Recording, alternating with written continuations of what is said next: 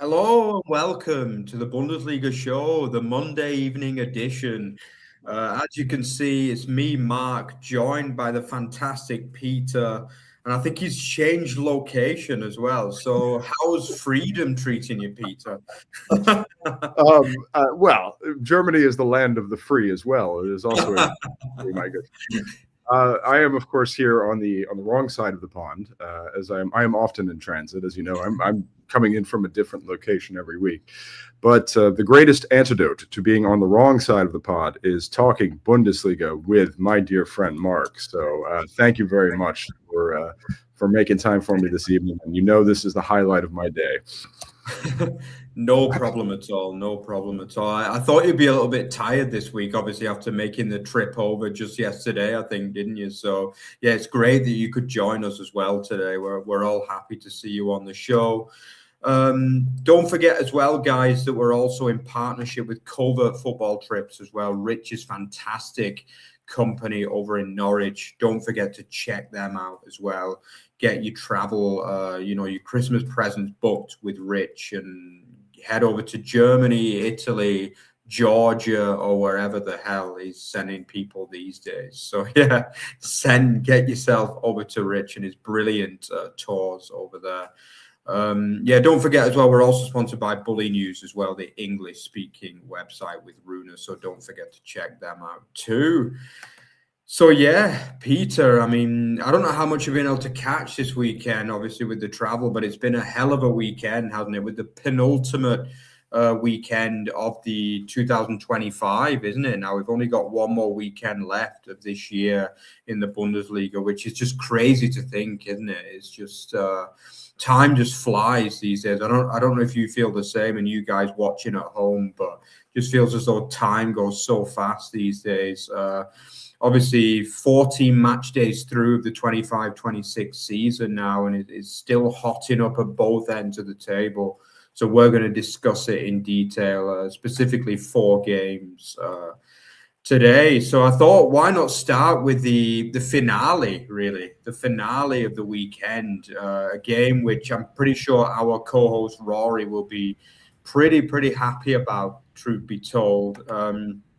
It was that 4-0 win for VfB Stuttgart against beleaguered Bremen, which maybe we can say under Horst Steffen these days. I mean, what can you say about this? It was a wayside, wasn't it? I mean, I just felt as though they were brilliant in the game. They started off, they'd already created a few chances. They'd had a goal disallowed via Dennis Under by the time El Canous headed home. I mean, he's not known to be a player that scores a lot of headers, but obviously he got the header in that match to go 1-0 ahead. And then it was that screamer from Jamie Leverling, wasn't it? What a goal that was. An absolute screamer. Smashed it from 30 meters out, swerving, curling everywhere, and poor Backhouse in the Bremen goal just didn't know where to look, basically, and it ended up in the back of the old onion bag, didn't it, for 2-0 at half-time. And then it got even worse. Your fan favourite, Koulibaly, ended up getting sent off after quite well spotted, really, by the referee. It looked as though initially the shot had been got off, but was a poor challenge on the yellow card from Koulibaly. He got his second booking and his marching orders on the hour. And it got even worse for the hosts. Dennis Under with yet another goal. He's just absolutely stormed back to form this year, hasn't he? The last 5-6 weeks. He got yet another goal. And then in the end, Chris Führich with a rare goal these days, really, with his second of the season, finishing off what was a horrendous afternoon, really, from Bremen. But for me, one of the best performances we've seen of the season from Stuttgart. I just thought they were really at it in this game. They were really good. The likes of, Undav is just coming so good at the moment. He makes a massive difference to them leading that line. I just feel as though since he's come back into the side, we've seen the best of VfB Stuttgart. Other notable mentions as well to the likes of Wagnerman. Obviously, Leverling deserves credit as well. El Canus, it was good to see him get a goal. And even Nicolas Nate as well, who is a man who had been kind of maligned very much by the Stuttgart fan base. But for the first time in seemingly 2 years since he's been at the club, he's really started to come into form and look like a player that's worthy of a place in that starting 11. So, Peter, what did you make of this game? And was it more a case of Stuttgart being really good or Bremen being particularly bad in this one? Definitely the latter. I believe this was one of the few tips that I got spot on this weekend. And the reason for that is that I still contend that Bremen are a very bad team. They are a poor team all throughout this Horst Stefan 4-2-3-1. And it was another poor match from Schmid. Again, we don't have a natural striker. I don't even believe Boniface made the Matchday squad in this instance. So we have KK Top. Well, KK Top didn't start. It was once again Marco Brühl starting, and we had another disappointing performance from Samuel Mbangula. This, of course, was for me, this was an easy tip with Undav being in the form that he is in. I think that it would much behoove us to go ahead and statistically credit Undav for what he has done. That is now, let's see, he didn't score last week in against Bayern. But prior to that, there was a brace against Augsburg, a hat trick against Dortmund, another goal against Hamburg. There was the goal in the Pokal, and then was there one in the Europa League? No, but there were two assists against Go Ahead Den Venture and one assist against Maccabi Tel Aviv. So this one was a fairly straightforward one insofar as I'm concerned. I'm glad that I got at least one tip right this weekend. And yeah, I mean, you mentioned Nicolas Nardi. We actually spoke about him last week. We spoke about how Nardi was one of the bright spots that Stuttgart had in this absolutely devastating 0-5 defeat to Bayern München. And I found several positives in Stuttgart's performance. I think there were many instances in that Bayern loss in which they combined out of the back and cycled out of the back in a very, very effective fashion. And thus, for me, it was no surprise that they were able to take care of Maccabi Tel Aviv quite readily midweek and easily dismantle Bremen, who are not a good side. The more that I think about it, I believe that Bremen should have probably hired Urs Fischer this offseason since he was on the market. I think he would have made a much better coach for this team. I will point out that at the beginning of the season with Bremen in something of a personnel crisis, I tipped them to finish dead last in the Bundesliga. And we thought that after the strong finish to the transfer window in which they did acquire Sugawara, in which they also acquired Schmidt, in which, it seemed like... Boniface as well, yeah. Boniface, of course. We thought that they would, of course, they were no longer a relegation candidate. I consider them a relegation candidate now. Koulibaly has been one of the few bright spots for this team, and it was terrible to see him get sent off. The only real positive thing I can say about Bremen is that Schmid occasionally plays well, and Jens, all the world a stage, continues to score, even though he has no earthly business doing so. So that would be my quick take on that particular match. And I hope, Mark, that as we are together, we discuss all the matches, because that's of course what we like to do when we get together. And I assure you I had a chance to scout and read plenty. When you're on a transatlantic flight that has 5 legs, there's more than enough time to read. There may not be enough time to write, but there's plenty of time to read. That is true. That is true. Yeah, checking in DM as well. Hey, fellas, servus DM as well. Checking in there. Good to hear from Vladimir you. Taylor is back. Our Vladimir Taylor Gladbach fan has returned. We were just talking about you just the other week when we were. That is true. That is true. Yeah. Count Sandro Wagner and his. Exactly. So we were wondering where you were. Exactly. Yeah. Good to see you back again. Good to see you back again. But yeah, I mean, obviously, we're at least Horst Stefan right now, because it did seem they were on a better path, didn't it? But they've really hit a bad run again now. I mean, obviously losing the Nord Derby last week against, arch rivals Hamburg wasn't exactly ideal, but this is not the kind of performance you want to back that up with at all, is it? Losing 4-0 at home. against a team that they previously had a good record against as well. I remember one time when you and I, Peter, we were in Ulm, I think, when this fixture was on. And that was the season when Stuttgart finished Vizemeister as well, but they were beaten at Bremen. And I remember both of us were quite shocked about that result, but obviously they weren't quite able to back that up this weekend. As I recall, your father was the one who you gave the tip to your father. Oh, you're right. It was 2 years later. 2 years later, and it came in. There you go. Yeah, if you're watching this, Dad. But yeah, yeah. But definitely, it was a different kind of fixtures to what I've seen in recent times between these two teams. As you say, Stuttgart are on a good path again now. They're, looking quite good. They're much better in the Europa League after a good run in that as well. They're back up to 6th in the Bundesliga as well, just 2 points behind Champions League places as well. So the season's going pretty fine in Baden-Württemberg for the team. So, yeah, let's move on to the next game. Talking about the Fisherman, as they call him. Let's call him the Fisherman now. Urs, the boy, I mean, what an impact, basically, didn't he get? Obviously, he managed his first match, actually, against Lech Poznan in midweek, where they got a pretty respectable draw in that game. They took a point away from Poznan.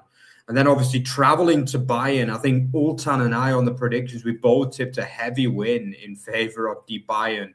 I think Ultan even went 5-0 in this one. So, yeah, it just proves even the experts don't always know.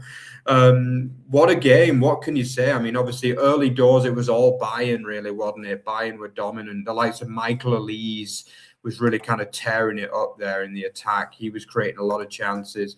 And it was actually Serge Gnabry who provided the initial goal for Lennart Karl, the latest big hope in Germany, the latest number 10 position. That means you got 3 number 10s now in Germany for the German national team. At least you got one position fixed anyway, Peter. But yeah, I definitely think, it was a tap-in, but it was still another good performance from the youngster in the Bayern shirt. But then it was the time of Mainz, wasn't it? And it was actually a free kick right on the stroke of half-time, which was really well headed home by Kasper Podolski, the Polish centre-half, with a really nice header, giving Manuel Neuer no chance.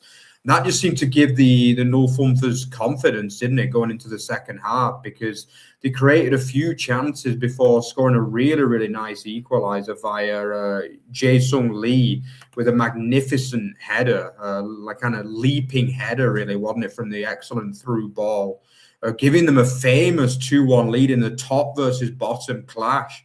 It looked as though, the bottom team were going to come out and end Bayern's unbeaten record, but it wasn't to be.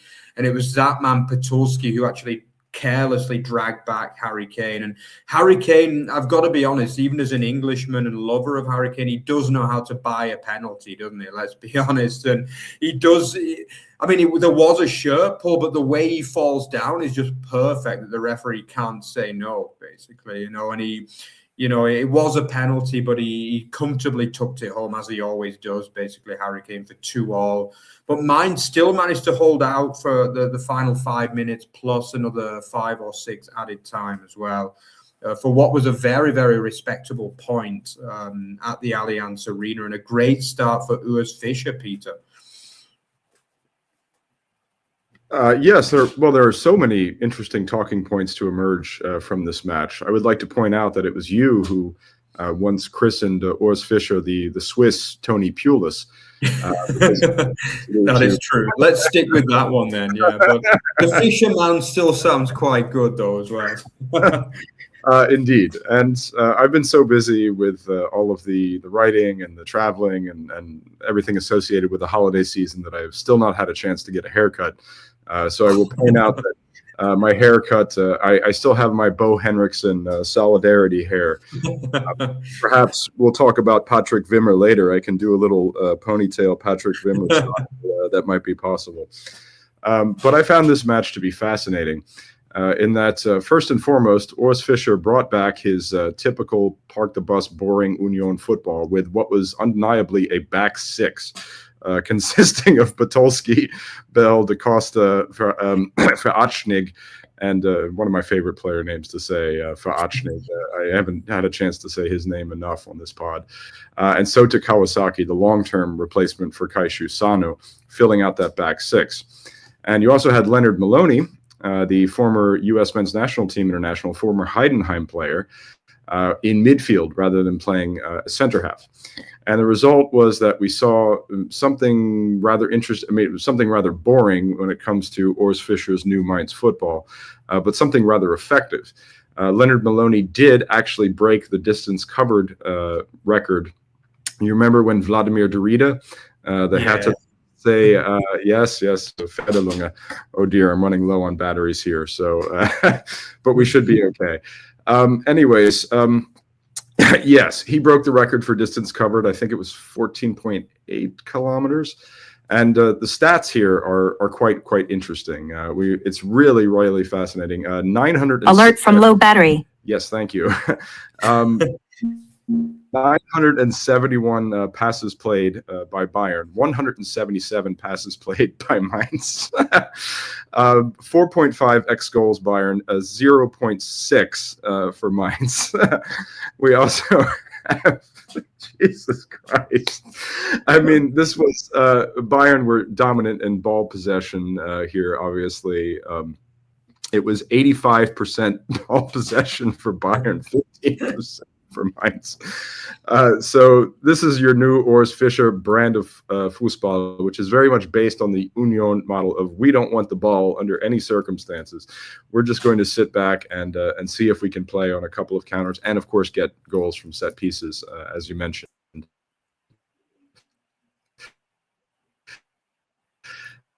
Points here, obviously.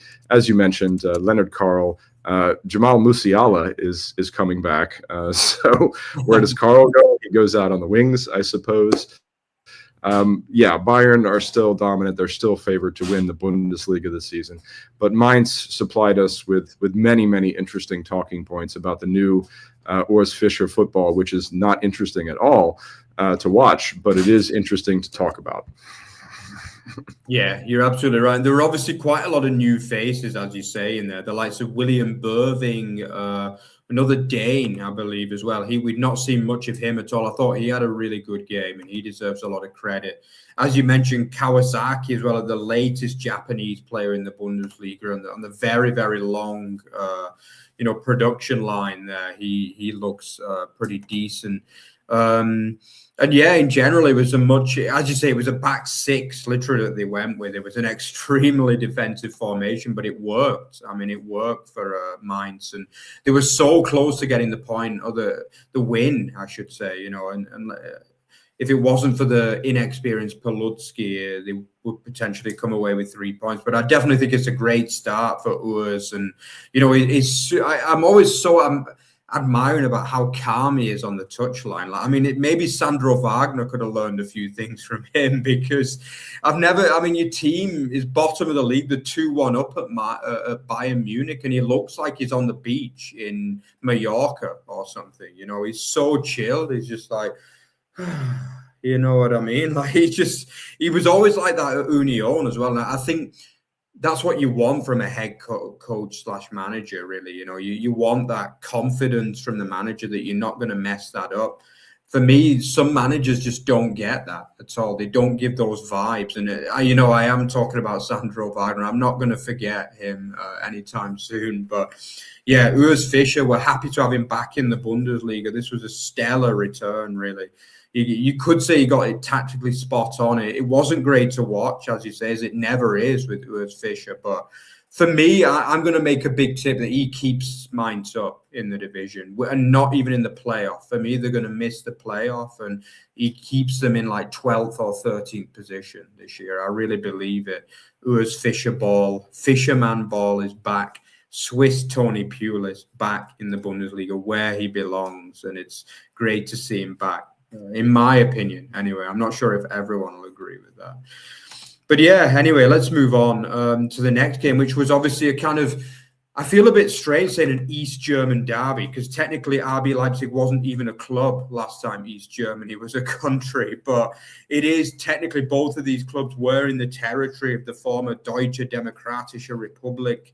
So yeah, we've got to kind of call it the German, East German derby in a way. I'm pretty sure most fans of Union and probably even RB Leipzig would dispute that. But still, let's call it the East German derby in a way, considering both teams are based on that territory. I mean, this was another game that really kind of lit up the Bundesliga this weekend, wasn't it? I think a lot of people were tipping a Leipzig win. They came into the game on great form, didn't they? But part of you still kind of felt that they were missing Romelu a little bit in recent weeks, despite the fact they had been winning most of the games. But it was once again Konrad Harder, who I know Peter is a massive lover of in general. Konrad Harder once again led the line rather unsuccessfully in this game.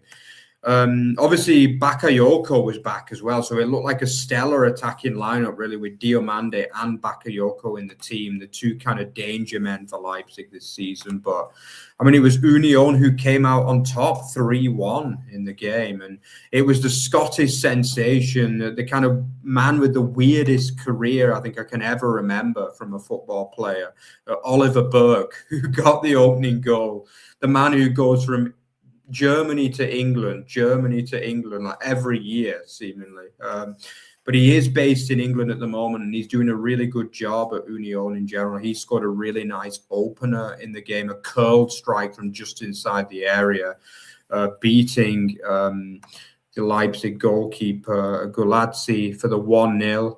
Literally seconds later, really, it was Gomis who'd just come off the bench, wasn't it? Actually, he brought him off just as Union scored the opening goal.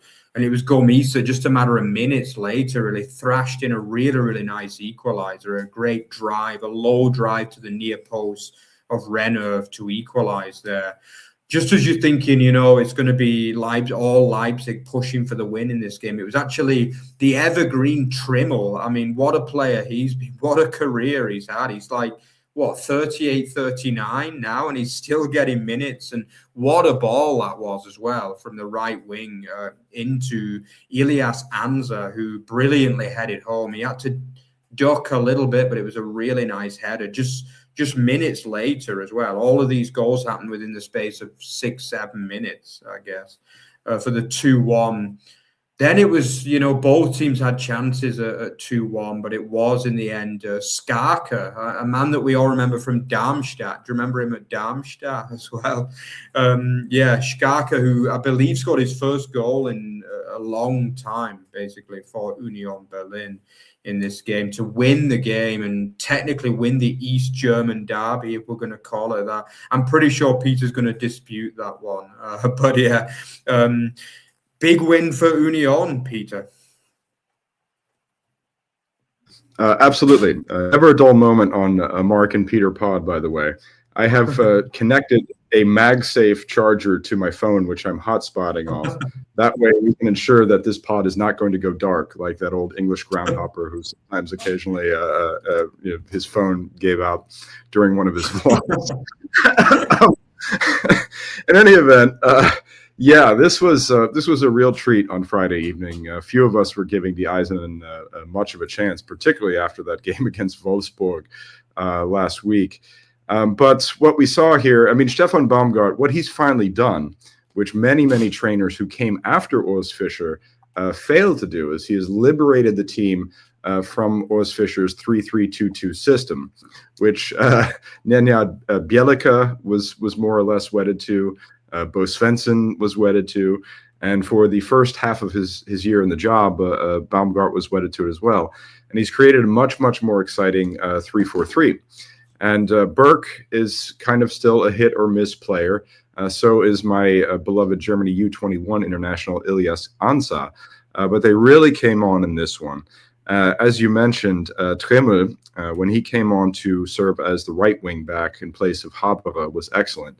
I suppose with my long hair, I can do a Trimmel tribute as well. It's not quite long enough to do Andy Carroll yet. You have to give me a few more months on that. But I can do Patrick Wimmer, I can do Bo Henriksen, and I can do Trimmel. And I think that a player, Derek Koeln, of course, the former Bayern Academy man, has also been a very, very pleasant surprise in that left wing-back role. So this was an incredibly surprising result, because after what we saw from Leipzig last week, we thought that they were essentially unbeatable. And it was very, very rare to see the likes of Baumgartner and Bakayoko have something of an off match. Seiwald as well. Gomis, I had forgotten about entirely, which is all right. But as you mentioned, an excellent goal from him. And this was an instance in which Harder was more average. Of course, if you juxtapose the two strikers in this one, our lovely Scot Oliver Burke and our Dane, who I'm telling you, his head is almost a perfect rectangle. He and Jonas Wind must have been birthed by the same mother. They're in Denmark. But at any event, this was a wonderfully surprising result that made the league table quite interesting. Of course, unfortunately, it makes the title race not significantly less interesting.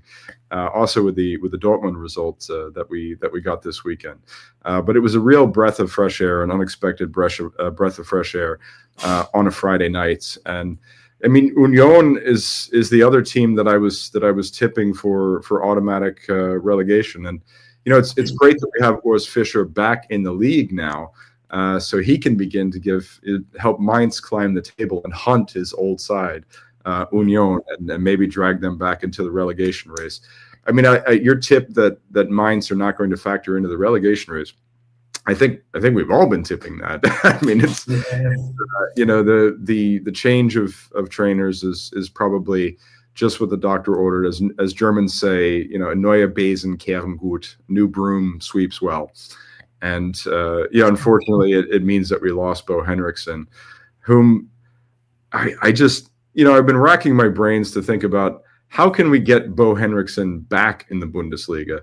And I just don't. What other club would he fit with? I mean, where would you put a goofball like Bo Henriksen? We need another goofball club. I don't know. Maybe Union, maybe possibly, ironically, but or St. Pauli, maybe if it goes wrong for Blessing. But I think the way it went wrong for him at Mainz, the back end, I'm not sure anyone will touch him again, unfortunately, because I mean you can pretty much divide Bo Henriksen's reign into two halves, can't you, really? I mean, the 2024 he was brilliant. Like, he kept them up with that, what was it, 8-9 match unbeaten run when they were in a bad position, and kept them up comfortably in the end. And then obviously the first half, I mean, the first 2/3, you could say, of last season, like, he had them up in fourth, I think, as late as February or even March. But obviously they did have a poor end to last season. They only won 1 out of the last 9. And then they only won 1 out of the first 12 under him this season. So, yeah, it was a seriously bad end. Technically 2 wins in like 22, 23 games, which is clearly not good. So I hope we can see him back, because he is a legend, really, and he's a cult hero. He's probably even more charismatic than Stefan Baumgart, really, isn't he, in a different way? But sadly, we compare the two. No, come on now. I mean, I don't. Come on, yeah. Stefan Baumgart and his gruff voice during the match, and his flat cap while he was playing for Koeln, his Peaky Blinders cap, whatever you want to call it. I mean, that was cool. But that's nothing compared to Bo Henriksen, quite literally doing Rumpelstiltskin dances before the Mainz Kurve every week. And I just don't know what other club he can do Rumpelstiltskin dances for. Yeah, maybe Kaiserslautern, if they he's the Pfalz after all, technically. Yes. Yeah, I could actually, the Kaiserslautern. I'm going to put a petition in that he's going to be next Lautern coach when Lieberknecht inevitably gets the boot, basically. So, let's keep an eye on that one. Yeah. Anyway, let's talk about another interesting game that happened at the weekend. Obviously, one that probably didn't go the way of most what neutrals wanted in the league. It was obviously Hoffenheim 4, Hamburg 1.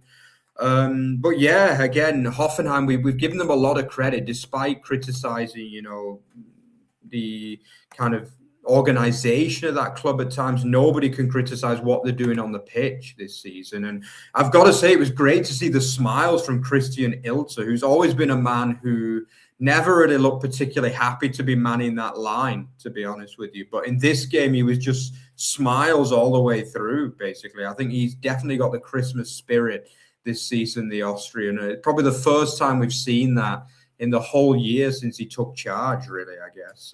I guess he took charge, around about a year ago now, or was it early 2025? But must be round about a year. But, I mean, things have probably never gone better than what they are for him right now. And in this game, it was a great ball in from Wolfsburg, who's been a fantastic signing for them, headed in by Grecia's Proemel as well, which was excellent. By the way, Peter, I meant to tell you about that. Do you know that Wolfsburg actually played for Stoke in that game we watched against Preston that time? That's where he initially came from. Yeah, he actually played. I knew he came from Stoke. I mean, I'd written so many articles on him, and he was considered a direct replacement for Stach, who himself went to Leeds. And no, I did not know that he played for in that particular match. Oh, he did? Yeah. Mark and I, we don't always vlog our ground hopping. When we went to Preston, it just didn't seem relevant. We, of course, had a blast. We had a good time. Mark introduced me to the fact that there's lots of head injuries in English football. That's one way of saying it. Actually, I mean, the thing with everybody knows my views on Hoffenheim. It's not a secret. But I have, as I do every year, I do these the big comprehensive transfer primers for various clubs, and I oftentimes start with clubs that I'm not particularly fond of, just so I can get them out of the way quickly. So I've already started as the turn of the calendar year comes on Hoffenheim. And the problem with Hoffenheim from a German standpoint is that every transfer hit this summer. Every transfer was absolute gold, whether you're talking about Abdullahu, whether you're talking about Kufal, whether you're talking about Hajdari, whether you're talking about Berger, whether you're talking about Lemperle, whether you're we can just, it's ridiculous. Everything hit. And not only did every transfer this summer hit, but players who were previously a flop last year, like Hanak, he's suddenly in great form. Toure was always good last year, of course, but Gendry is good. Alexander Pras is good. Arthur Chavez, when he's playing, is good. Mohamed Damar is good when he plays. Everything, they have struck gold and hit the target on every last transfer. And that's why Andreas Schicker was so sought after by Wolfsburg and Salzburg, because the partnership between him and Ilzer, they of course both Austrians who worked for Sturmgas. Schicker came in first, I believe, and then Ilzer came in last November. It's been an amazing partnership. And this team is only going to get stronger. It was a very important milestone day for Andrej Kramaric. It was his 300th Bundesliga appearance.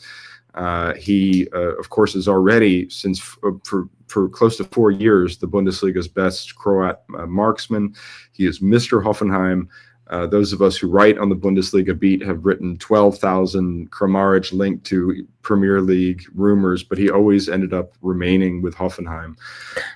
This team is incredibly good. They're definitely going to finish top four, and they're only going to get better. Here's the problem. Ozan Kabak is back. Ozan Kabak, once considered to be the next big thing, linked with all of these clubs. He did actually play in Norwich for a while there, in between the Schalke stints. So he is always just an incredibly strong center back, both on dead ball situations and in open play. He's back. Tahumshu may be back. I mean, they're ridiculously strong, and I can't wait to finish up this transfer primer and get it over with, because I just, in a different year they could contend for the title. For the time being, they're just ridiculously good all over. And not only can they do no wrong with the transfers, but Ilzer can do no wrong with the tactics. He switched tactical systems 3-4 times this season, and everything that he touches pretty much turns to gold. It's absurd. It's ridiculous. And having said that, I guess I mean, you can weigh in on Hamburg a little bit more. I could too, but I think it's your turn to speak. Yeah, I mean, as you say, I mean, everything's gone right for the TSG this season. It really has been a stellar season. But obviously, Hamburg came into this game on the back of 2 straight wins. I mean, we gave them bags of credit last week, didn't we, for the performance against Bremen, and also the week before with Rory against Stuttgart as well. I mean, I thought they were really good in that game. In fact, I think we even did that show together, didn't we, possibly? But yeah, they came into this game in form, but they were just completely blown away in this game. And again, I mean, at 1-0 down, it was again that man Königsdörfer who missed a really good chance that could potentially drag them level. And I don't understand why he keeps going with Königsdörfer, because for me, he's kind of this year's flop of the season, basically, for me. I just think and I actually tipped that as well at the start of the season. I'd seen him play in the Zweite Liga, and I always thought he flattered to deceive a lot. And I think Hamburg have been really unlucky that Glatzel got injured, actually. Like, he scored that goal against Stuttgart, and then he got injured. And for me, Glatzel is the far more competent number 9 out of those two. And I think if they could have got him back in regular game time, you know, I would have said that they would have been very comfortable in the league. I didn't think they were terrible in this game. They did have a lot of good shots, actually. I think Miro Muheim as well, he had a decent game too. He had a really good fizzing shot, which was well saved by Baumann. But they never really created big chances. That was the problem. There were a lot of well-aimed shots, and I think Baumann made 3 or 4 good saves from distance. And I think particularly Muheim deserves credit. But Fabio Balde didn't do too much in the game.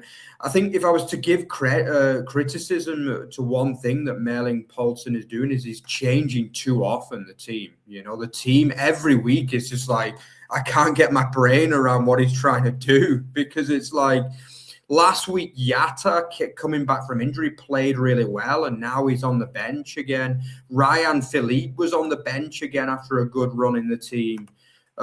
Yusuf Poulsen, I mean, I know he's not got the best fitness, but he was once again started on the bench. I think you've got to give credit to what Poulsen's done in general, because overall, I think he's turned the Volksparkstadion into a bit of a fortress this season, but this wasn't one of his better days for me. I mean, why he's dragged in Balde for that game, I just don't know, really. And I think his over-persistence on Königsdörfer isn't good as well. I think in general, the team is quite solid. I think the defensive line is fine. I think Vuskovic has been really good this season. I think Capaldo has done well since he moved into the back line. Torunariga has done pretty well as well. I think that back line is quite solid. The midfield is hard-working, but it's just too much change in the front line for me. I think that's been one of the big problems for them, particularly away from home where they've really struggled to get results. Do you agree, Peter, or do you have a different view on that one? Well, I mean, there's good stability in that back 3, particularly since he moved Capaldo back there. And, generally speaking, Muheim and Gokolashvili, if I said that correctly, probably didn't, but as the 2 wing backs, I mean, you have stability there. And Lokonga with his regular starting place in midfield, Vieira or Vieira, as I insist on calling, up front. So you have stability there. The problem is, of course, one of not having a world-class striker, and Glatzel. I mean, he was the hero of that match, and then had to miss not one Nord Derby, but also 2, because they played Kiel in the Pokal midweek as well. And, you know, we've raved about Glatzel before, because Glatzel was actually a good top-tier player when he was with Mainz, before he actually moved to Hamburger SV, and he had so many opportunities to go back to the German top division, didn't do it. I don't know, maybe he enjoyed scoring 22 goals in the Zweite Bundesliga. But Königsdörfer, I mean, everybody, he's been a flop for a long time. Might be a good, you know, it might be you know, for African football fans, this mad Africa football fan included. African Cup of Nations, don't forget, it's coming up early this year. It's starting next Sunday, as a matter of fact. Watching Königsdörfer play for Ghana in the last AFCON, I was wow. I mean, I just thought to myself, I don't. Oh my goodness! I mean, he is. I almost single-handedly blamed him for the poor performances of the Black Stars under that former Brighton trainer. Houghton was. Chris Houghton, it was. I think. Exactly. Yeah, he's awful, and so you need Glatzel leading that line, or you need Poulsen. He's fully fit to start. That's your main problem there. Buskovic is already a cult figure in the club. Capaldo has adjusted well to the back line. Torunarigha, let's not talk about Torunarigha. I don't want to talk about it. One of my favorite players, just not hacking it at the present time. Yeah, but definitely a good game to watch, particularly for the TSG fans there. So yeah, let's go to the best of the rest. So yeah, I guess we've got to mention that what we pinned on Thursday night is a relegation 6-pointer between St. Pauli and Heidenheim, which didn't disappoint either, did it? I mean, it was a good game to watch. Yeah, I mean, Heidenheim for me will be disappointed that they came away empty-handed from this game. Obviously, great to see Martin Kars get a double in this one as well. He, particularly the first goal, was a really, really well taken strike as well. Smashed it right into the top corner, didn't he? It was a really good finish. And we obviously saw him score a disallowed goal at Frankfurt, didn't we? Which he actually took really well in that game, but obviously it was slightly offside. But he is obviously a player coming in from Magdeburg who hasn't really been able to establish himself in the Bundesliga. But a double here would be, a massive boost to him in such a big game for the Hamburg team as well. Because, I mean, if they'd have lost that game, it would have been looking bleak, really, really bleak for them. But obviously the win takes them up to 11 points alongside Heidenheim as well. So really kind of tightens up that relegation dogfight. Obviously, the big kind of news in that one was the Eric Schmeidt, as we call him on this show, even though most English people would call him Smith.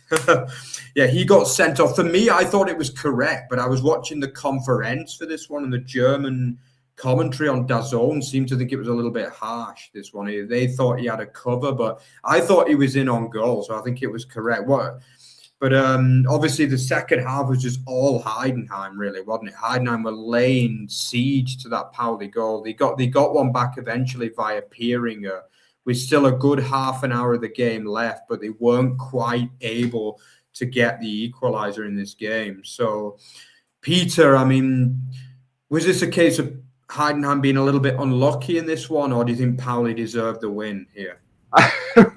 Well, my boy Stefan Schimmer, who I was discussing extensively last week, our hero from, and I might have even, I wrote a feature on him and posted it on social media, but I think it's Gundelfingen, not Gundelfinken. So my apologies, I spelled the Bavarian Swabian border town wrong. He came off the bench, but unfortunately was not able to produce the same magic and become the Bundesliga super sub. In that case, it was, as you mentioned, a very, very good second half from Heidenheim, and I think that Traore, another player whom I think is quite underrated, I like very much, had an excellent second half as well. Schimmer did record the assist on Marvin Pieringer's goal, so he is still a super sub in one respect or not. Other than that, of course, it was a dominant first half from St. Pauli. Kjars getting his first double in the Bundesliga is highly significant. It was Joachim Fujita, who many of us make as the transfer of the summer. I've also been working on my St. Pauli a transfer scorecard / primer section. So I think he, of course, assisted on both goals. A very, very significant performer alongside James Sands in midfield. They actually found a decent midfield role for Jackson Irvine in this one. Since coming back, he has struggled to find his way into the team, our Colt captain, and has also had some issues because one of the St. Pauli board members has been attacking him online for promoting his wife's fashion line on Instagram, I believe. Not a story that anybody reports on nicely, but one of the supervisory board members actually has some very, very ugly things to say about Jackson Irvine, saying, you're not larger than the club. You're going to be gone in a year playing for an euro more. blah, blah, blah, blah, blah. Speaking of players who may also be on the way out, our friend Eric Smythe or Smith or Schmeath or whatever you want to call him, has been suspended. I mean, obviously, he'll be suspended for the final game of the season, and is being linked with a move away from St. Pauli in January. They're looking at bringing in a Japanese center half to replace him on a like-for-like basis. So it may be goodbye for our Swedish Smith. Unfortunately, Mark, that's really sad news. Perhaps he and Bo Henriksen, we'll find them in a dive bar somewhere and buy them. I'll never forget. I mean, he'll always be remembered for his 2 miracle strikes against Dortmund. Do you remember? Like one of them at the Signal Iduna Park, and the other one the first game of this season. Yeah, I mean, I guess he lacks pace a little bit. That's his problem. That's why he ultimately got sent off in this game. He just got the wrong side of the striker. I think it was Pieringer, and he just kind of dragged him down pretty uselessly, really. So I can understand why Pauli want to upgrade, but my God, he can strike a ball, that lad can. When given the time and room, he can strike a ball for sure. So any teams looking for a ball striker, then bring in Eric Schmidt. Yeah, but just call him Smith wherever you go, please. Yeah, for the good of us, anyway. Yeah. So yeah, let's talk about another interesting game that happened this weekend. I mean, it happened another one that went against the fans of tradition clubs this weekend as well, and it was obviously the 3-1 win for Wolfsburg in Gladbach. I mean, pretty much everything happened in the first half of this one, didn't it? The newly informed Patrick Wimmer obviously got the opening goal, as he did last week as well against Union. So good to see him back in form. Maybe his move to Bayern Munich could be on the cards after all, that he was touting, I think, about a year ago. I mean, he's definitely started since he came back from injury, he's hit a good run of form as well. I mean, the equaliser for Gladbach was a little bit controversial because I think it was initially ruled out, wasn't it? I mean, it was a Kuliarakis own goal, quite a clumsy header, but then it looked as though Tabakovic had fouled him. Again, on the conference that I was watching, they were absolutely dumbstruck that it was allowed to stand, this one. But I actually thought it would have been a little bit harsh if it was disallowed, personally. Maybe it's just my English perspective, English hooligans perspective, I don't know, but to me, I thought if they'd have disallowed that, there wasn't enough in it, there wasn't enough contact. I think it was the right decision to give it, and I think the referee didn't mess around for long either, so I think he just gave it and he said, get on with it. And get on with it, Wolfsburg did in very good style as well, because it was that man, Mohamed Amoura, who put the Wolves back ahead with a really nice, that kind of trademark outside of the boot finish into the back of the net. He's another one that's hit form since Simonis departed about a month ago. And then Wimmer yet again with the third. I mean, what can you say? Bayern Munich, take a look at him. He wants that move. Another one of Peter's hairstyle impersonations as well. It's a pity I can't do that for sure. But anyway, Peter, Wolfsburg, the back, I think. Probably much to the disappointment of the average Bundesliga fan, but Wolfsburg are kind of back, aren't they, a little bit? I mean, we don't, I mean, it's with Wolfsburg and Leverkusen, we don't actively hate them. I mean, they are non-50+1 clubs, which means we would prefer not to pay closer attention to them. Of course, Leverkusen won this weekend as well. I guess we'll have to talk about that Martin Terrier Scorpion King finish. What was interesting for me about Gladbach-Wolfsburg was that you have 2 interim trainers who no one really expected to receive permanent appointments in Eugen Polanski and now potentially Daniel Bauer for Wolfsburg. And I think that Bauer might actually get a permanent appointment. And these guys couldn't look more different either. I mean, you have Eugen Polanski with the long hair and everything. Daniel Bauer looks like, Jesus Christ. I mean, he looks like an unsharpened pencil, He looks like a kind of child on Christmas. You can't believe he's in the position, to be honest. He always just looks so happy. You know? It's nice to see a man who just looks like he's really like enjoying life right now. I mean, the guy looks like he never broke a rule in his life. I mean, he is definitely the kind of guy that waits on the red light at 2:00 in the morning. Isn't he? There you go. So Wolfsburg very much in the ascendancy for a variety of reasons. I mean, you have Amoura back on as a center forward. You have Wimmer lighting up there on the left. This was probably Eriksen's best game since joining up with Wolfsburg. Not saying much, but they did get him pretty well there on the right lane. You know, I think probably a hot tip for Wolfsburg is that I've been keeping a close eye on these Niklas Füllkrug transfer rumors. And I do believe that they're going to bring the West Ham man in on loan for the season. He's actually from Lower Saxony. He's from Hanover. So they're going to bring him over, and so he can enhance his German national team prospects.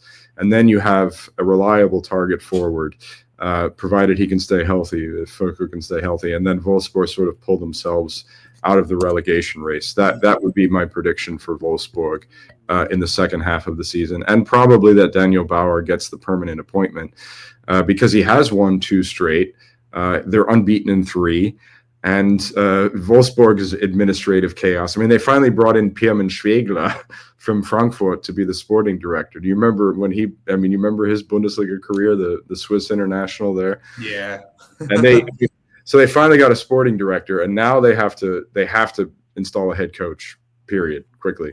So, Gladbach and Wolfsburg, it looks like coaches that we thought had no chance at a permanent appointment are going to get one. Might be the case for Manuel Baum, too, in Augsburg. Wouldn't that be crazy if we had 3 interim trainers get permanent appointments? It just proves sometimes that like the boring, predictable guy is sometimes the best. You know? Like it's yeah. Yeah, but definitely a big win for Wolfsburg and big win for them. They're obviously up to 15 points now and not quite safe, but they're definitely looking a lot better with the 7 points from 3 games under Daniel Bauer. The other games weren't quite as much to mention. Obviously, we've got to mention the Nordrhein-Westfalen derby as well. I mean, a lot of people kind of call this a Cologne derby because the 2 teams are so close. Like Leverkusen really is nearby Cologne. But obviously, it was a 2-0 win for the hosts. I mean, the first half, Luca Waldschmidt, or Waldschmidt, should we say, had a couple of really, really good chances in the game. One of them, he just kind of slipped over just at the decisive moment. And the other one, he hit a well-hit shot, which was nicely saved by Flecken. But, it was a game that was hanging on a knife edge. I mean, Leverkusen had most of the ball, but Koeln were having most of the chances.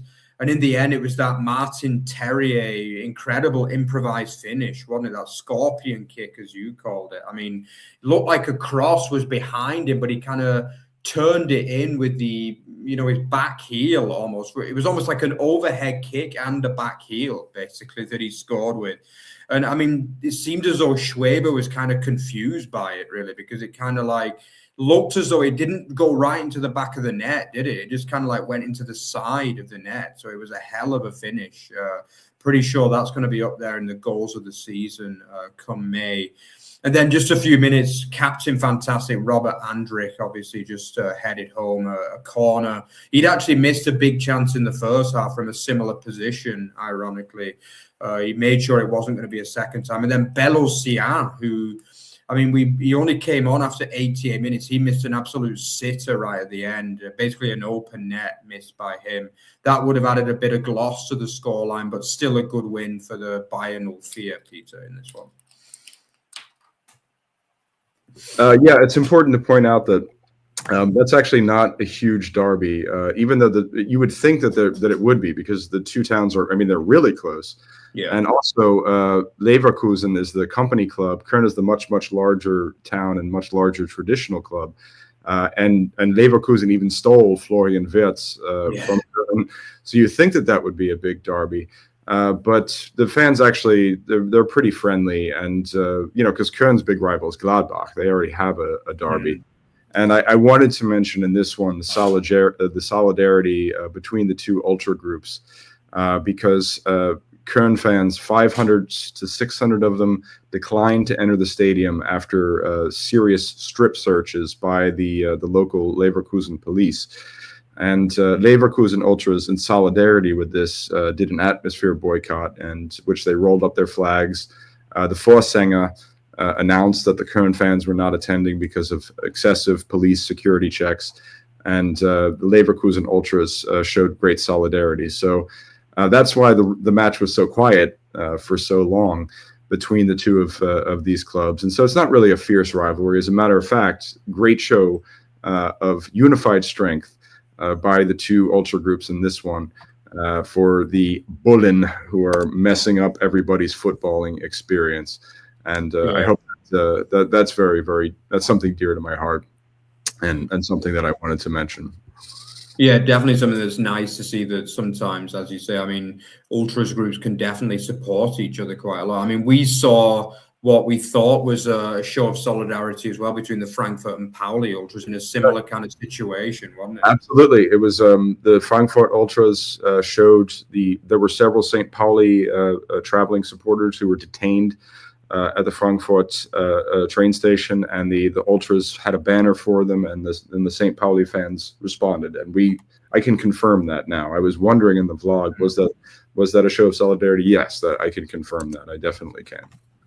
Yeah, definitely. So yeah, the last couple of games, probably not too much to talk about there, but obviously Frankfurt got a win over Manuel Baum's Augsburg.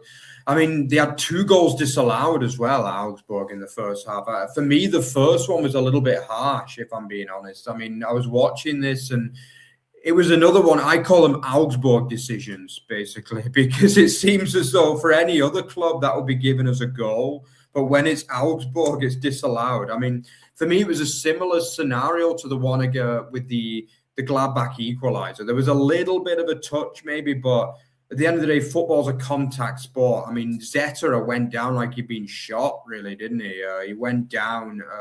For me, it was very soft, and it took a long time to check that as well. I think it was around about 4 or 5 minutes to check whether that goal was going to stand, and it was chalked off.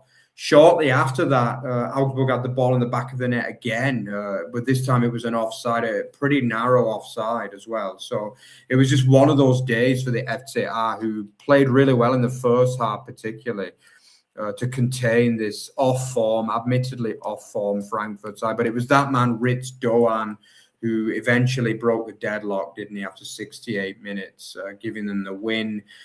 Disappointed for the FCA, because I really thought they could possibly get a point there against an off-form Frankfurt side who didn't really play anywhere near the highest potential. But yeah, still, I guess Manuel Baum would take a lot of positives from the game. A few decisions went against them in the match, and on another day, it could have been a point for the FCA.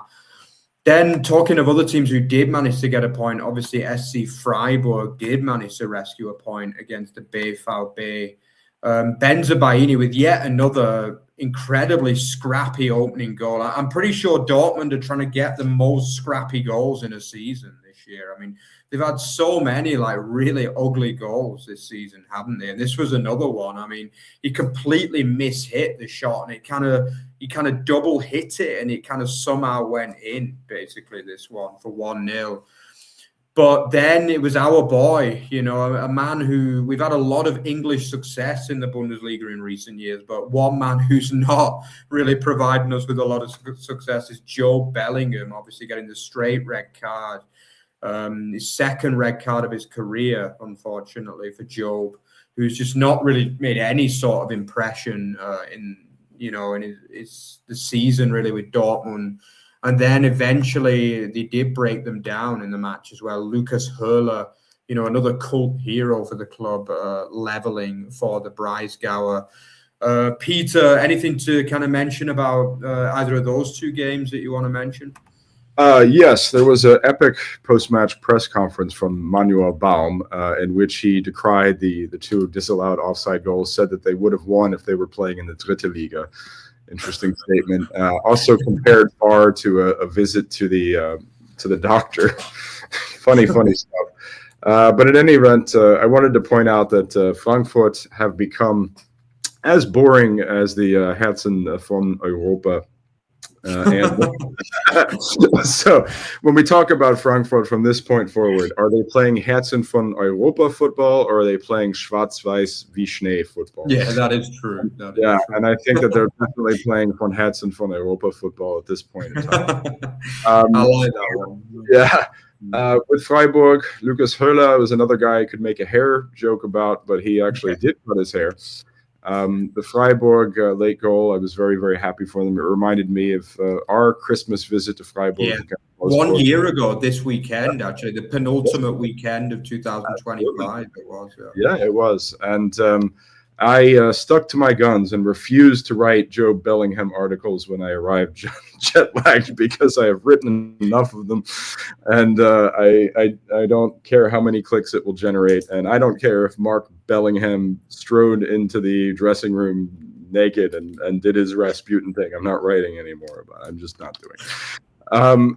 And something a little bit non-football related here. I wanted to say that left-footed hello. I like the new Canadian thing that you have there. Last week, Mark and I were actually privileged to be joined by 2 Canadian viewers. We had another guy there from Toronto. And something that you should know about Mark and myself is that in addition to being Bundesliga fanatics, I mean, in football, the German football is our number one priority. However, you may not know that we are also both big ice hockey fanatics. Mm-hmm. That has a lot to do with Mark's better half there, who is Russian, and also the official mascot of the channel, Poppy van Poppyson, who is a huge, huge ice hockey fan. So, Mark and I, we went to go see the Nuremberg Ice Tigers last year in the playoffs. I've not quite had the pleasure of bringing Mark over to the other side of the pond to visit an NHL game, my Philadelphia Flyers yet, but that will happen. So we appreciate our Canadian viewers who check in as well. You are very much appreciated and welcome on the channel.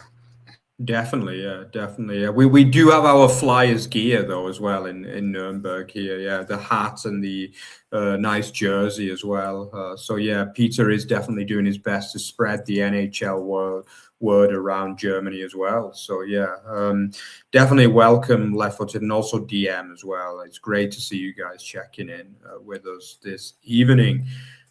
So yeah, that pretty much sums up our roundup really for this week. We managed to talk about every team in a little bit more detail as well, which is great this weekend. Don't forget as well to like, comment, subscribe, and all that kind of jazz for the show. We're not only a YouTube channel as well, we're also a podcast as well. Don't forget to check out Spotify and Apple too. And don't forget to follow us on social media too, as you can see, X, Instagram, Threads, and Blue Sky at the Bundesliga Show. You can find us on there. So yeah, only one more weekend to go of Bundesliga action this for 2025. Obviously a lot coming in 2026, but join us for the predictions and fantasy show on Thursday ahead of the last weekend of 2025 Bundesliga. So enjoy it, guys, and we look forward to seeing you there on Thursday. So thanks a lot. Thanks to Peter again, and see you there. Ciao, ciao.